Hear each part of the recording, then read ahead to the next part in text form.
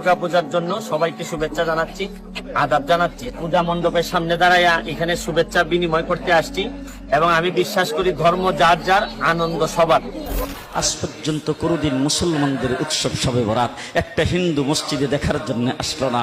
মুসলমানদের উৎসব শবে কদর একটা হিন্দু কোনোদিন চাওয়ার জন্য আসলো না। মুসলমানদের উৎসব রমজান মাসের রোজা একটা হিন্দু কোনোদিন তোমার সাথে সমাজ করার জন্য রাখলো না। একটা হিন্দু কোনোদিন তোমার ঈদের নামাজে আসলো না।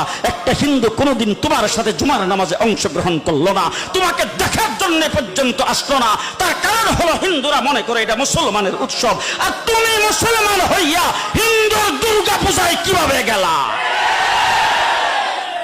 তোমার কি হয়ে গেল? তোমার কি লজ্জা শরম তুমি ধুয়ে ফেলে দিয়েছো? তোমার কি কোনো লজ্জা শরম নাই? আবার কি সুন্দর বলতেছ, ধর্ম যার যার, উৎসব সবাই। ও মুসলমান যুবকেরা ভালো করে শোনো, ধর্ম যার যার, উৎসব সবাই।